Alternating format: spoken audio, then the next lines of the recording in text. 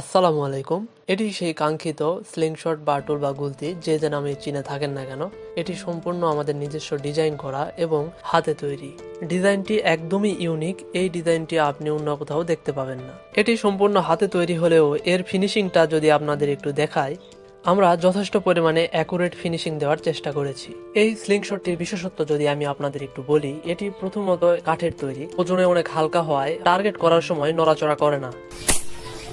এবং এই স্লিংশটটিতে ফিনিশিং বা রাউন্ড শেপ দেওয়া হয়েছে, যে কারণে এটি হাতে সহজে অ্যাডজাস্ট হয়ে যায় এবং ধরে কমফোর্ট ফিল হয়। আমরা স্টিলের অনেক ব্র্যান্ড ব্যবহার করেও দেখেছি যেগুলোর শেপ অনেক ছোট হওয়ার কারণে হাতে ভালোভাবে অ্যাডজাস্ট হয় না, এবং স্টিলের হওয়ার কারণে তুলনামূলকভাবে ওজনে অনেক ভারী হয়।